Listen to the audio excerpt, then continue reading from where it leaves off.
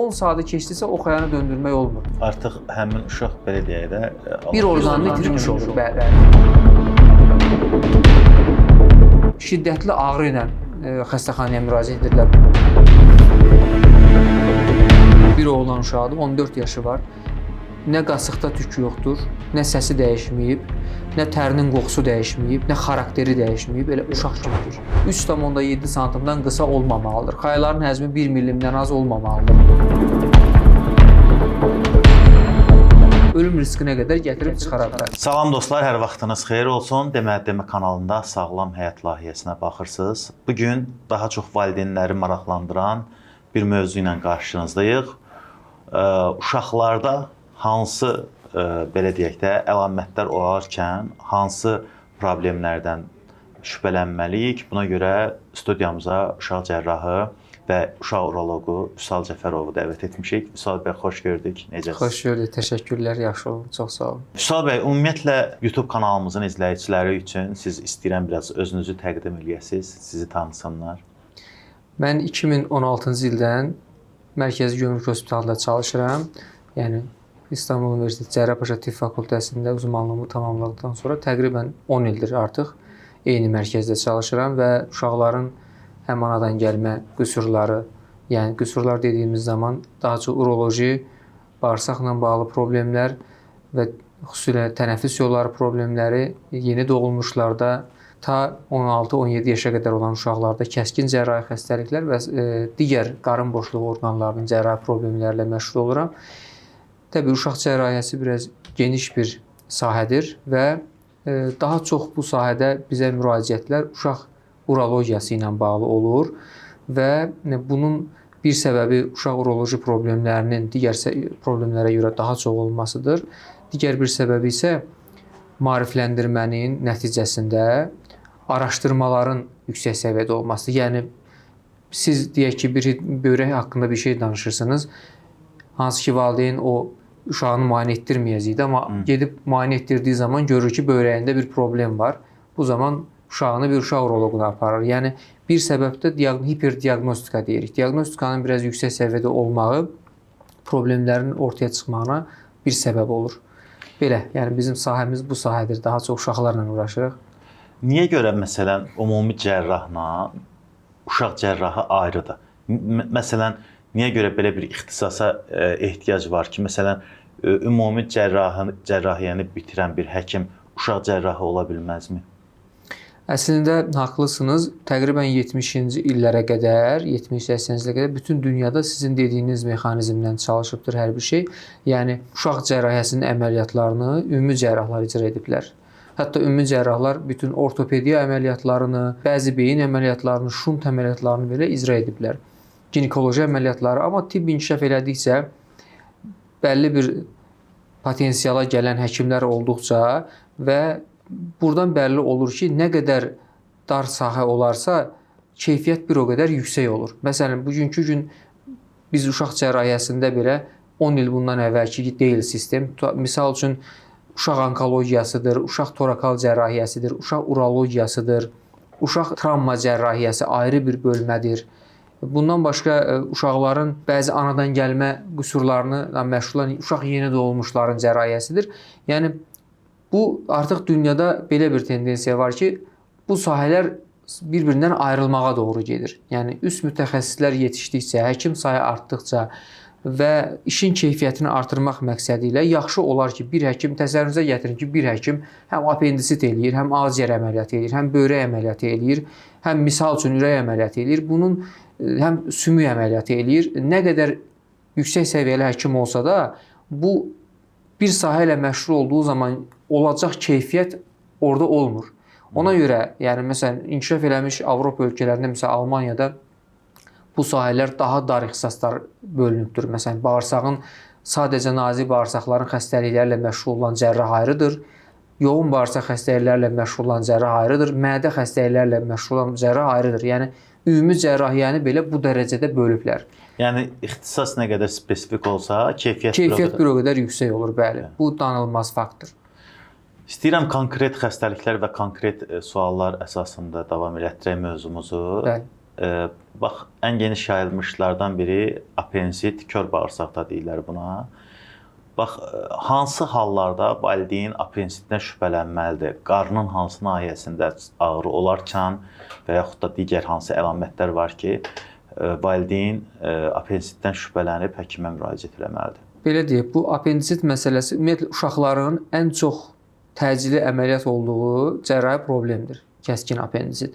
Və nəzərə alsaq ki, bir günlük uşaqdan tutmuş 17 yaşa qədər əgər biz uşaq cərrahları əməliyyat ediriksə, hər yaş qrupuna görə, xüsusilə 5 yaşa qədər, 5 yaşından yeniyetmə dövrünə qədər və yeniyetmə dövründən 16-17 yaşa qədər bunların hamısının klinikası bir-birindən fərqlənir. Yəni, 1 aylıq nadir də olsa olur bir uşaqda, yaxud da 1 yaşında, yaxud 5 yaşında bir uşağın apendisitdəki şikayətləri ilə 12 yaşındakı, 15 yaşındakı uşağınki eyni olmur. Məsələn, bir 10 yaşında uşaq öncə iştahı pozulur, qarnı ağrımağa başlayır, qusma ola bilər, qızdırma ola bilər, qarnın sağ alt kvadratında ağrı şiddətlənməyə başlayır, uşaq 2 qatlanmış vəziyyətdə günü-gündən şikayətlər artmağa başlayır və bir ultrasəs əl müayinəsi, yəni əlimizlə baxırıq ki, qarnın alt kvadratına həssaslıq var, ultrasəs müayinəsi, gərəkirsə tomoqrafiya müayinəsi, qan analizləri ilə bu təsdiqlənir. Amma gələk işin, məsələn, 3 yaşında bir uşaqda, 4 yaşında bir uşaqda apendisit olduğu zaman o bizə nə ağrının yerini konkret şəkildə göstərə bilmir, nə də hansısa bir konkret bir müayinə ilə %100 onu demək olmur. Burada klinika çox önəmlidir. Yəni, bir 3 yaşında, 5 yaşında uşaq istənilən bir şeyə qarın ağrısı ilə reaksiya verir. Yəni, acanda da qarnım ağrır deyə bilər, qaz sancısında da qarnım ağrır deyə bilər, apendisitdə də qarnım ağrır deyəcək. Ona görə bunu diferensiyasiya eləmək çox ayrı bir təcrübə tələb edir. Təbii ki, uşağın ümumi vəziyyətinin pisləşməsi. Məsələn, valideyn baxır ki, bu uşaq dünənki uşaq deyil. Birinci aktivlik azalır. Yəni, uşağın iştahı pozulur, aktivliyi azalır, qızdırması ola bilər, qusması ola bilər. Qarında bir apendisitdə hər zaman ağrı olar uşaqlarda. Yəni, əlini qarnına tutur, 2 qatlanmış vəziyyətdə iştahı pozulur, qusur. Bu sadə bir şey olmadığını valideynlər hər an dərk etməlidirlər. Yəni, bu uşaq dünənki uşaq deyil, məsəl üçün. Halı pisləşdi, keyfi pozuldu. Ultrasəs müayinəsində uşaq ağlayan, qışqıran bir uşaqdır. İcazə verməyə bilər, dəqiq görünməyə bilər, amma əl müayinəsi ilə biz təqribi müəyyən edə bilirik apendisitin klinikasından. Qan analizləri ilə bunu təsdiqləmiş oluruq və şişmiş bir apendiks gördüyümüz zaman klinikada onu təsdiqləyirsə, biz bu uşağa apendisit diaqnozunu rahatlıqla qoya bilirik. Bax, həkimdə bu indi bir orqanda bəzən deyirlər ki, bunu heç bir faydası, işə yaramayan bir orqandır, lazımsız bir orqandır. Apendisiti, yəni kör bağırsağı əməliyyat olunmuş uşağın gələcək həyatında bir risk varmı? Və yaxud da o apendisit dediyimiz, o kör bağırsaq dediyimiz o olmayan uşaq nədən məhrum olur? Fiziolojik olaraq nəyi itirə bilər? Konkret olaraq itirə biləcəyi bir şey yoxdur. Çünki apendiks çıxıntısında bəzi qan yaradıcı sistemə dəstək olan hüceyrələr formalaşır. İmmun sistemə, immunitetə dəstək olan hüceyrələr formalaşır. Amma nəzərə alsaq ki, orqanizmdə bunu yerinə yetirəcək ən az 10 başqa orqan var. Yəni apendiks olmasa da, misal üçün sümük iliyidir, timusdur, dalaqdır, digər limfa düyünləridir. Bu işi öz üzərinə götürə biləcək. Digər problemlər nə ola bilər? Əməliyyatdan sonra, deyək ki, bir insan apendisit olur, əməliyyat olur, qarın içi yapışıqlıqlar ola bilər də, spaykalar deyirlər. Məsələn, ümumiyyətlə 30-40% insanlarda əməliyyatlardan sonra xroniki qarın ağrıları qala bilər. Xüsusilə periforasiya olmuş, deşilmiş apendisitlərdən sonra. Qız uşaqlarında apendisit əməliyyatından sonra, xüsusilə deşilmiş apendisitlərdən sonra uşaqlıq borularında yapışıqlıqlara bağlı gələcəkdə uşaqlıqdan kənar hamiləlik riskini hədsiz dərəcədə yüksəltmiş olur. Yəni bu problem. O da bununla əlaqəli olaraq sonsuzluğa gətirib çıxara bilər. Yəni birbaşa sonsuzluq səbəbi deyil, amma uşaqlıq borularının yapışmasına səbəb olur. Ektopik hamiləlik dediyimiz uşaqlıqdan kənar hamiləlik riskini artırır və xroniki qarın ağrısı ehtimalını artırmış olur. Bu, yəni deşilmiş apendisitə aiddir. Əgər vaxtında müayinə olarsa və yaxud da vaxtında əməliyyat olunarsa, bu ehtimal demək olar ki, olmur, bəli. Bağırsaq düyünlənməsi deyirlər. Bəli. Xüsusən də deyilənə görə nəcisdə qan görünərkən bundan şübhələnmək olar. Ümumiyyətlə bağırsaq düyünlənməsi nədir və hansı hallarda təhlükəlidir? Əslində tibbi adı invaginasiyadır bu problemin. Yəni bağırsağın üst hissəsindəki segmentlərinin alt hissədəkilərin içərisinə girməsi. Əslində biz bilirik ki, ağızdan anusa qədər bir soxulcanvari hərəkət var. Yəni qidanın aşağıya doğru hərəkət etməsi üçün bağırsaqlar bir-birinə hərəkət edərək qidanı ötürürlər və bir yerdə təsəvvürünüzə gətirin ki, bir problem var, o hərəkət dayanıb. O hərəkət dayandığı zaman necə bir avtomobil dayananda arxadakılar gəlib ona dəyib zəncir şəkilli qəza törədirsə, eyni zamanda bağırsağın bir yerində bir problem olanda da üstdəki bağırsaqlar gəlir və onun hamısı həmin hissədə toplanaraq bir-birinin içərisinə girir. Bu bağırsaq tıxanıqlığına eyni şeydir. Bəli. Bu həm keçməməzlikdir, həm də buna xalq arasında bağırsaq düyünlənməsi deyirlər. Əslində bağırsaq keçməməzliyidir və invaginasiyadır problemin adı. Və bu problem əslində uzun, yəni 6 saatı keçərsə və həqiqətən də bir invaginasiyadırsa və nazik bağırsaqla qalın bağırsaq arasında olan invaginasiyadırsa, bağırsaq orada sıxılmaya bağlı qaralma, nekroz olub deşilə bilər. Və vaxtında müdaxilə olunmazsa, perforasiya dediyimiz, yəni qarın içərisində nəcisin axması ölüm riskinə qədər gətirib çıxara bilər. Nəcisdə qan görülə bilər. Bəli, bu qan al-qırmızı qan olmur adətən. Əgər biz nəcisdə qanı görürüksə, bu o deməkdir ki, bu uşağın probleminin üzərindən ən az 5-6 saat vaxt keçibdir. O sıxılmaya bağlı bağırsaq divarından kobudca desək sızan bir qandır və onun rəngi tünd rəngdə, yəni sanki al-qırmızı rəng deyil də biraz tünd rəngdə olan qan şəklində olur və qatı bir qan şəklində olur. Yəni selikli bir qan olur. O belə aktiv axan bir qan şəklində olmur. Və orada əsas klinik şikayət kolik qarın ağrısı deyirik. Yəni qıvrandırıcı sancı. Uşaq oynayır, hər şey rahatdır. Birdən ayaqlarını qarnına çəkir və yaxud da ananın qucağındadırsa, yapışır valideynin üstündən qışqırmağa başlayır. 2 dəqiqə, 3 dəqiqə şiddətli qışqırır, ondan sonra sancı keçir. Və bu gün içərisində baxırsan ki, 3 dəfə, 4 dəfə təkrar edir. Yarım saatda bir, 40 dəqiqədə bir bağırsaq yığılmaları gəlib həmin o keçilməzlik olan yerə çatdığı zaman uşaq qışqırmağa başlayır. Aşağı hissəyə keçdiyi zaman uşaq sakitləşir. Əsas klinik əlamət budur. Qusmadır, halsızlıqdır. Bunlar əlavə olaraq ola bilər. Bir də ultrasəs müayinəsi qızıl diaqnostikadır. Yəni təcrübəli bir UZI həkimi UZI probunu uşağın qarnına qoyduğu zaman o hədəf taxtası dediyimiz görüntü var, yalançı böyrək görüntüsü. Onu görürüksə diaqnoz %100 təsdiqlənir. Bir də bu şişlərə bağlı da ola bilər. Məsələn, bağırsaq keçməzliyinin səbəbi invaginasiyanın şiş də ola bilər. Bağırsaq şişləri ola bilər, polip ola bilər, kist də ola bilər, bağırsağın əlavə mehkə dediyimiz bir çıxıntısı ola bilər. Amma ən çox 2 yaşa qədər uşaqlarda viruslardan sonra bağırsaq divarındakı iltihabi proses səbəb olur. Yəni bağırsaq divarının şişməsi, ödəmlənməsi və limfa düyünlərinin böyüməsi, belə deyək.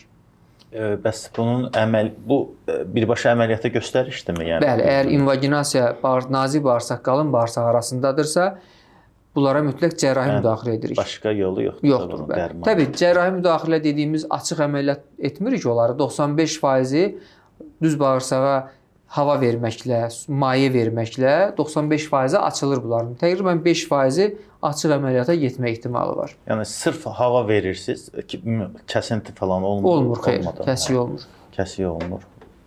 Və hava verməklə o iç-içə girmiş bağırsaqları aşağıdan təzyiq etməklə yuxarıya doğru təkrar eyni vəziyyətinə qaytara bilir. Mən belə başa düşdüm ki, uşaqlarda ümumiyyətlə qarında kəskin ağrı varsa, təcili həkimə çatdırmaq lazımdır da bunu. Çünki bayaq apendisitdən də danışanda, indi bağırsaq düyünlənməsində də danışanda görürük ki, yəni qarındakı sancılanmaya elə belə baxmaq olmaz. Bəli, məsələ nədir? Məsələ odur ki, bir apendisit ağrısı olsun, hər hansı bir şey, birdən-birə uşaq, məsələn, valideyndir ki, doktor, uşaqları ən çox məktəbdən təcili qarın ağrısı ilə gətirirlər. Dərs arası uşağın ağrısı tutdu, apendisit şübhəsi var. Belə bir apendisit olmur. Yəni apendisit dediyimiz xəstəlik birdən-birə oturduğu yerdə tutmaz. Apendisit adətən yavaş-yavaş iltihablanır. Bəli, 24-48 saat içərisində o klinik şikayətlər oturmuş olur. Yəni biz demirik uşağın elə bir qarnı ağrıyan deyən kimi təcili xəstəxanaya qaçır, amma ağrı əgər periodik olaraq təkrar edirsə, bir gün içində baxırsınız ki, bu uşaq dünənki uşaq deyil. İştahı pozuldu, ağrı tez-tez təkrar edir, qusmağa başladı, halı dəyişdi. Zaten cərrahi problem elədir ki, o elə ola bilməz ki, uşağın halını, vəziyyətini dəyişməsin. Mütləq uşağın vəziyyəti statusu dəyişir. Oynamaq istəmir, Ən yaxşı oyuncağını verirsəniz belə imtina edir. Ən xoşladığı yeməyi desəniz belə yemək istəmir. Ən xoşladığı yerə getmək istəsəniz, aparsanız belə getmək istəmir və bu o deməkdir ki, burada bir problem var. Bəs həkim, sizin o iş təcrübənizdə olub ki, məsələn, valideyn məsuliyyətsiz yanaşıb, özü keçərdiyib, sonradan hansısa bir fəsadlar törədirmi bu? Bəli, çox olur. Bunu çox təəssüflə qeyd etmək istəyirəm ki, mənim elədiyim apendisit əməliyyatlarının içərisində say olaraq ən çoxluq təşkil edən deşilmiş apendisitlərdir. Yəni məsələn, bu biraz elə deyir ki, dərman verir. Ağrı kəsici verirlər adətən. Antibiotik bölgələrdə daha çox antibiotiklər tətbiq olunur. Uşaq qızdırır, qarnı ağrıyır. Eyni vaxtda ola bilər ki, bir virus infeksiyası da keçirmiş olur və antibiotiklər verilir, ağrı kəsicilər verilir, qarna isticilər qoyulur. İsitmə iltihabı bildiyimə qədər daha da artırır, bəli, və isticilər qoyulur. Gözlənilir, yəni gözlənilir və bu problemi artırır. Böyrək daşından danışmaq istəyirəm. Böyrək daşı adətən sonradan böyük insanlarda yaranan bir şeydir, qidalanma ilə və yaxud da həyat tərzi ilə bağlı olaraq. Uşaqlarda necə böyrək daşı olurmu? Uşaqlarda böyrək daşı çox az olurdu, amma son 5 il içərisində bu bütün dünyada belədir. Çox şiddətli şəkildə artmağa doğru gedir. Həm ötkisəsi daşları, həm böyrək daşları. Əslində burada qidalanma faktoru çox önəmlidir. İkinci bir səbəbi isə oturaq həyat tərzidir. Yəni insanoğlu ayaq üstə olan bir varlıqdır və sürəkli biz uşaqlar hər zaman gəzməyi, qaçmağı, hərəkət etməyi üstün tutmuşuq və çox təəssüflər olsun ki, xüsusilə son dövrlərdə dərs yükü olsun, xüsusilə məktəb dövrü və bu hazırlıqlar dövrü çox oturmağa uşağı məcbur edən. Eyni zamanda artıq uşaqlar həyətdə düşüb top oynamırlar, həm də mobil oyunlarla oynayırlar. Hədsiz dərəcədə bəli. Yəni bu şeylər şiddətli dərəcədə staz yaratdığına görə, yəni durğunluq yaratdığına görə orqanizmdə daş yaranma riskini artırır və uşaqlarda böyrək daşını çox görməyə başlayır. Bir də uşaqların su içməməyi də ola bilər. Məsələn, bizim uşaqlıq dövrümüzdə biz indi 90-cı illərin uşaqlarıyıq da, yəqin ki siz də bizdən həmin yaşda olardınız. Biz bu qazlı içkiləri falan pulumuz olandan olana ayda ildə bir dəfə alıb içərdik. Sürpriz kimi. İndi suyun yerinə daha çox o şirin enerji içkiləri, qazlı içkilər, bəli ki, az yaşlı uşaqlar artıq qazlı və enerjili içkilərdən istifadə edirlər və bu çox qəbul edilməz bir şeydir əslində. Və eyni zamanda burada məsələ nədir? Genetik daşlar var. Məsələn, bilirik ki, bəzi ailə qrupları var ki, onlarda genetik daşlar olur, metabolik xəstəliklər var, başqa problemlər var, yanaşı böyrək daşı da var. Bunlar hər zaman biz bir uşaqda, deyək ki, 10 il bundan öncə bir uşaqda böyrək daşı görəndə ilk ağlımıza gələn şey ya bunun genetik daşdır, ya metabolik bir xəstəliyi var. Amma indi onlar hamısı qalıb kölgədə. Yəni artıq metabolik xəstəlik araşdırsan heç nə çıxmır, genetikdə heç bir şey yoxdur, sağlam bir uşaqdır. Baxırıq ki, genetikdə də yoxdur, normal, amma uşağın ya kilosu artıqdır, ya oturaq həyat tərzi var. Uşaqda böyrək daşı var məsələn və 1 deyil, 2 deyil, böyrəyi tamamilə dolduran böyrək daşlarını görürük. 8 aylıq, 1 yaşında uşaqlarda, 2 yaşında, yəni qida rasionu da çox önəmlidir. İndi biz bilmirik o uşaqlara verilən süni qidaların müxtəlif adda süni qidalar var və qiymət baxımından da müxtəlif qiymətlərdə süni qidalar var. Yəni bunların belə bir elmi araşdırma da yoxdur ki, biz bunlar yaradırmı yoxsa? Yəni əsasımız yoxdur əlimizdə. Məsələn, mən bu gün deyim ki, bu süni qida böyrək daşı yaradır. Ona heç bir əsasım yoxdur. Amma bir dənə bildiyimiz odur ki, uşaqların yəni eyni oksigeni qəbul edirlər də, belə deyək. Sadəcə böyrəkdir, öd kisəsidir. Bunlar metabolizmanın belə son artıq məhsullarının toplandığı yerlərdir də, belə deyək. Və problemlərin yarandığı yerlər qəbul etdiyimiz qidadan və sudan başlayır. Yəni bunun keyfiyyəti aşağı olarsa, birbaşa həmin sistemlərə öz təsirini göstərir. Bir də yalançı, məsələn, daş görüntüsü olur uşaqlarda, bunu demək istəyirəm. Məsələn, D vitamini qəbul edən uşaqlarda, mən yanlış mesaj olmasın, yəni D vitaminsiz bir uşaq olmaz. Bəzən D vitamini qəbul edən uşaqlarda ultrasəs müayinəsində kalsium südü deyilən daşa bənzər görüntülər olur. 3 millim, 2 millim mikro mikrolitlər deyə yazılır ultrasəs müayinəsində. Sanki kiçik daşlar var orada. Onlar əslində daş deyil. Onlar kalsiuma bağlı olan bir şeydir. Yəni D vitamini qəbul edən uşaqlarda onu görə bilirik. Yəni bunu daş qəbul etmirik. Valideynlərə bu mesajı vermək istəyirəm ki, əgər övladınız D vitamini qəbul edirsə, o millimetrik görüntüdən narahat olmasınlar. Əsas klinik şikayət beldə, yanda ağrı, sidikdə qandır. Yəni bir uşağın böyrək daşı varsa, daşı düşürürsə qan alacaq, infeksiya olacaq. Düşürmürsə də belində, bel nahiyəsində küt ağrılar olacaq. Ya da ki, insidental, təsadüfən ultrasəs müayinəsi olunanda görünəcək ki, bu uşaqda daş var. Bəs onlar necə, bunlar da əməliyyatla mı? 1 sm-ın altında olan daşlar adətən sidik axarının ölçüsündən kiçikdir deyə onların axara düşmə ehtimalı çox azdır. Böyrək içərisində sakit bir şəkildə qaldığına görə çox ağrı vermədiyi müddətdə, böyrək genişlənməsi yaratmadığı müddətdə, çünki sidiyin axarının önünü kəsərsə, böyrək şişməyə başlayır. Müdaxilə etmirik, amma 1 sm-ın üzərində daşlar ağrı verir, hidronefroz yaradır. Bir də 1 sm-dan kiçik daşlar var ki, məsələn 3 mm, 4 mm, 5 mm bunlar axara düşüb, xüsusilə sidik axarının alt 1/3 hissəsində qalıb şiddətli ağrı ilə xəstəxanaya müraciət edirlər bu uşaqlar. Bəli. Böyrək genişlənməsi, sidik axarı genişlənməsi, sidik yolu infeksiyası yüksək temperatura səbəb ola bilər. Urosepsisə qədər gəlib çıxa bilər. Belə hallar olduğu zaman mütləq müdaxilə edirik. Bəs sidiyin böyrəyə geri qaçması nədir? Bəs bunun müalicəsi də əməliyyatla olmalıdırmı? Reflüks dediyimiz, vezikurital reflüks dediyimiz bir problemdir bu. Sidik axarına və böyrəyə geri qayıtması bir tərəfli və iki tərəfli ola bilər. Yəni bir böyrəyə də ola bilər, iki böyrəyə də. Bu necə baş verir? Bilirik ki, böyrəkdə yaranan sidik axarları vasitəsilə sidik hissəsinə, sidik kanalı vasitəsilə də çölə xaric olur. Sidik hissəsində toplanan sidik axara, kanala keçmədən öncə, yəni sidik aktı zamanı bəzən bir hissəsi çölə xaric olur, bir hissəsi təkrardan böyrəyə geri qayıdır. Buna reflüks deyirik. Yəni, niyə bu problem yaradır? Çünki elə bir insan ola bilməz ki, onun sidik hissəsində bakteriya olmasın. Yəni, sidik hissəsinə bakteriya girə bilər. Amma böyrəkdə bakteriya olduğu zaman bu infeksiya problemdir. Sidik hissəsinə əgər böyrəkdə yaranan sidik gəlib tökülürsə və bu xaric olduğu zaman bakteriya ilə qarışır, xaric olur, belə deyək. Əgər təkrar böyrəyə geri qayıdırsa, sidik hissəsindəki bakteriyalı sidik böyrəyə qayıtmış olur. Və bu vəziyyətdə nə olur? Böyrək içərisinə yapışan o bakteriyalar infeksiya törədir. Və bu uşaqlar bizə adətən sidik yolu infeksiyası ilə müraciət edirlər. Ümumiyyətlə, uşaqlarda sidik yolu infeksiyası keçirdən 10 uşaqdan 3 və ya 5-də bu problem olur. Xüsusilə qızdırmalı sidik yolu infeksiyası və təkrar baş verən sidik yolu infeksiyası. Gələk bunun əməliyyatmı, təqibmi məsələsinə.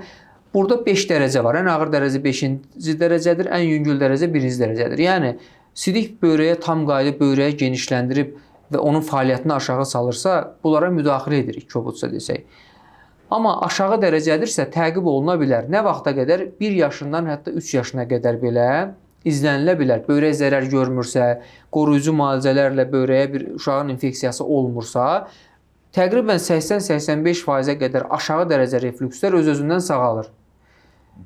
Amma bizim müdaxilə edəcəyimiz qrup hansıdır? Xüsusilə 1 yaşın üzərində böyrək fəaliyyətini aşağı salan, böyrəyi zədələyən və tez-tez infeksiyaya səbəb olan bir problem yaranırsa, o zaman biz onlara qapalı, açıq, hər hansı bir gel vurma üsulu, xüsusi bir müalicələrlə müdaxilə etməyə məcbur oluruq. Çünki müalicə olunmazsa, mütləq şəkildə bunlar gələcəkdə böyrək çatışmazlığı. Yəni 5 uşaqdan ən az 3-ündə 30-40 yaşlarında xroniki böyrək çatışmazlığı başlayır. Həkim hipospadiyadan sual vermək istəyirəm. El arasında peyğəmbər sünnəti deyilir. Bəli. Artıq bu barədə həkimlər çox danışıblar ki, bu əslində peyğəmbər sünnəti bir mifdir. Bəli. Əslində bu bir anomaliyadır. Yəni sidik kanalının bir anomaliyasıdır. Bu yəni belə bir sizin təcrübənizdə olub ki, məsələn, uşağı müxtəlif yaşa qədər həkimə aparmayıblar. Müəyyən yaş artıq keçəndən sonra gətiriblər yanınıza, peyğəmbər sünnəti kimi bilib gözləyiblər bunu. Və bu gözlənilmə mərhələsində uşaq üçün hansı fəsadlar törədə bilir? Ümumiyyətlə, hipospadiya problemi ağırlıq dərəcəsinə görə problemləri ortaya çıxır. Məsəl üçün, uşaqlar var ki, mən əməliyyat eləmişəm. Əməliyyatdan sonra valideyni mənə, axı bu 30-35% genetik keçir də. valideyn mənə təklikdə yaxınlaşır ki, doktor, bizim özümüzdə də, mənim özümdə də belə bir problem var. Amma mən düz övladlarım var, yüngül forma olub da, mən uşaq vaxtı valideynlərim bilməyib və ya biz araşdıran olmayıbdır. Mən bundan sonra nəsə edə bilərəm. Mən düz onun böyük uroloqlarına yönləndirmişəm və onun mənə tək şikayət olub ki, doktor, mənim övladlarım da var, amma mən ömür boyu psixoloji əziyyət çəkmişəm. Yəni belə deyək də, yəni bir oğlan uşağının cinsiyyət orqanının hər zaman sərtləşdiyi zaman önə doğru əyilməsi, görüntüsünün tamam fərqli olması, oğlan uşağı sidiyə getdiyi zaman başqa bir oğlan uşaqları deyək ki, ayaq üstə sidik aktını icra edəcəksə, mütləq bunun həmin vaxtı özünün mənim sidiyim yoxdur deyib, gizlin bir yerə gedib oturaraq sidiyə eləməsi, yəni bu şeylərin hamısı o uşaqda bir psixoloji bir problem yaradır ki, məndə nəsə əksikdir. Əsas burada problem odur. Yəni, düzdür, ağır formalar var ki, o uşağın cinsiyyət orqanı çox kiçikdir, kanalın deşiyi bəzən xayanın üzərində, bəzən anusla xaya arasında yerləşir, xaya yerində deyil, bəzən qarışıq cinsiyyətdir. Amma adətən cinsiyyət orqanının orta hissəsinin aşağısında yerləşirsə, bunlar adətən yüngül formalardır. Yüngül formaların ən çox verdiyi problem psixoloji problemdir. Çünki yüngül formalar nə cinsi zəiflik yaratmaz, nə övlad olmasında bir problem yaratmaz, nə də cinsiyyət orqanının sərtləşmə problemini yaratmaz. Sadəcə əyri olur orqan, estetik olaraq daha kiçik görünür. Daha çox diskomfort yaşayır. Bəli, diskomfort yaşayır və hər zaman da baskılı olur o uşaqlar. Ona görə əgər bu problem varsa 6 ay ilə 18 yaş arasında həll olunmağını tibbi olaraq tövsiyə edirik. Yəni 6 ay 18 yaş arası. 18 ay arası belə deyək. Həkim, xaya burulması nədir? Uşaqlarda bu nə dərəcədə tez-tez rast gəlinən bir şeydir və yaxud da hansı fəsadlar verə bilər? Hansı mərhələdə, hansı hallarda bu əməliyyat olunmalıdır? Xaya burulması təbii kəskin cərrahi bir problem və kəskin xaya sindromudur, belə deyək və buna səbəb xayanın bir valideyn necə bilə bilər ki, bu uşağın xayası burulub? Misal üçün, birinci göstərici şişlikdir. Ağrı, şişlik, qızarıqlıq. Sual oluna bilər ki, sadəcə xaya vurulmasından uşağın xayası şişəcək. Xeyr, travmada ola bilər. Bir həşərat sancdığı zaman ola bilər. Xaya artımı iltihaplandığı zaman ola bilər. Xaya su toplandığı zaman ola bilər. Qasıq yırtığı boğulduğu zaman ola bilər. Eyni zamanda bəzi revmatoloji xəstəliklərdə ola bilər. Bəzi qan xəstəliklərində ola bilər. Amma ən təhlükəlisi xaya vurulmasıdır. Ona görə uşaqlarda anidən xayada ağrı və şişlik görüldüyü zaman mütləq şəkildə həmin saatda, həmin gündə o uşaq müayinə olunmalıdır və diaqnostikası dəqiqləşməlidir. Çünki xayanın belə bir deyək, 3 damarı var. Bu 3 damarın üçü də bir kanal içərisindən keçir. Xaya döndüyü zaman 3 damarın üçü də eyni vaxtda dönür və alternativ yoxdur. Bizim 6 saat vaxtımız var. Əgər bir oğlan uşağında xaya vurulması baş verirsə, 6 saat içərisində o xayanı yerinə düzgün şəkildə döndürüb qoysaq, köbutça desək, bu xayanı 90%, 100%-ə qədər qurtarmaq mümkündür. 10 saatı keçərsə, xayanın yaşama şansı 0%-dir. Yəni 0,5. Bunun üzərinə, yəni belə deyək də 6 saat çox önəmlidir. 10 saatı keçdisə o xayanı döndürmək olmur. Artıq həmin uşaq belə deyək də bir orqanını itirmiş olur, bəli. Yəni təkcə xayasını itirmir, həm də cinsi fəaliyyətini itirmiş olur da. Belə xeyr, tək xayanın heç vaxt cinsel problemləri olmaz. Yəni məsələn bir xaya var. Testosteron hormonu xaya da olur. Haqlısınız. Elədir. Məsələn sperm hüceyrələri yetişir. Amma bir xaya əgər itirilirsə, digər xaya orqanizmin bir xaya. Bəli. Digər xaya ikinci xaya. 6 ay içərisində bütün bədənin öz işini öz üzərinə alır və heç bir cinsi fəaliyyətində, sperma hüceyrə sayısında normal uşaqlardan, normal insanlardan fərqi olmaz. Yəni 6 ay içərisində o kompensasiya olunur. Tək xaya vurulmalarının belə deyək də təbii ki, çalışaraq ki, qurtaraq o xayanı, amma qurtarılmadığı zaman belə tək xaya ilə övlad sahibi olmada bir problem olmaz. Nədən vurulur o xaya? Travmadan mı olur, yoxsa uşaq yıxılırmı və yaxud da nədən? Ən sıx səbəb anadan gəlmə o xayanın xayalıq içərisində bitişmə problemidir. Yəni xayalıq içində elə bitişməlidir ki, o dönə bilməsin, vurula bilməsin. Sərbəst şəkildə qaldığı zaman o da anadan gəlmə bitişmə problemidir. Xaya vurula bilir. Vurulduğu zaman da onun bir dediyim kimi 3 damarı eyni vaxtda vurulursa, anidən şişməyə başlayır, şiddətli ağrı başlayır və xaya 6-10 saat içərisində fəaliyyətini dayandırır. Mən belə başa düşdüm ki, bu daha çox körpələrdə rast gələn bir şeydir. Yəni yeni doğulmuşlarda da ola bilər, hətta ananın qarnında belə xaya vurulması olur. Yəni daha irəli yaşda 5-6 yaşında uşaqlarda görünmür də. Bu yaş qrupunda az olur. Yəni bir belə deyək, pubertə öncəsi, yəni yeniyetmə dövrünə qədər az görürük. Ən çox yeniyetmə dövrü öncəsi, yəni 8 yaşla 11 yaş arası xaya artımı vurulmaları, 11 yaşdan 15 yaş arası isə xaya vurulmaları. Yəni yeniyetmə dövründə bu problemləri daha çox görürük oğlan uşaqlarında. Həkim, bir də mən sizə bu sizin sahənizə aiddirsə sual cavab verə bilərsiniz, istəsəniz cavab verməyə də bilərsiniz. Məsələn, yeniyetmə uşaqlar var, məsələn, oğlan uşaqları və yaxud da qız uşaqları 12-13 yaşında. Bax, bunların indi yeni formalaşdığı dövrdə hormonlar dəyişir, bunların bir cinsiyyət məsələləri ortalığa çıxır da artıq. Həmin dövrdə bunları cinsiyyət orqanlarını və yaxud da bir kontrol etdirmək lazımdırmı və yaxud da valideynlər hansı tədbirlər görməlidir? Əgər bir uşaq 14 yaşına gəlibsə, yetkinlik yaşına çatır. Bir oğlan uşağıdır, 14 yaşı var. Nə qasıqda tük yoxdur, nə səsi dəyişməyib, nə tərinin qoxusu dəyişməyib, nə xarakteri dəyişməyib, elə uşaq kimidir. Bu o deməkdir ki, bu uşağa mütləq şəkildə bir problem var və endokrinoloq araşdırmalıdır. Yəni dünyada belə bir protokol yoxdur. Mütləq şəkildə bir uşaq yeniyetmə dövründə bir uroloq müayinəsindən və ya bir ultrasəs müayinəsindən keçməlidir. Belə bir yanaşma yoxdur. Amma biz məsləhət görürük ki, yəni oğlan uşaqlarında, qız uşaqlarında yeniyetmə dövründə məsələn bir qız uşağıdırsa, menstrual sikl başlayacaq. Bu sahə ilə məşğul olan ginekoloqlar var. Məsələn, ginekoloqlar daha çox deyək ki, keysəriyyə əməliyyatı sadəcə o işi görmürlər, yaxud da bir ginekoloji, onkologiya ilə məşğul olmurlar. Bu sahəyə baxan ginekoloqlarımız da var. Deyək ki, uşaqda yeniyetmə dövründə ginekoloji dəyişikliklərlə məşğul olan ginekoloqlar var. Bir ginekoloq müayinəsindən keçib yumurtalıqlarının bir inkişafı, kistik toxuma ola bilər, yumurtalığın biri olub, biri olmaya bilər, uşaqlıq yolunda bir problem olmuş ola bilər.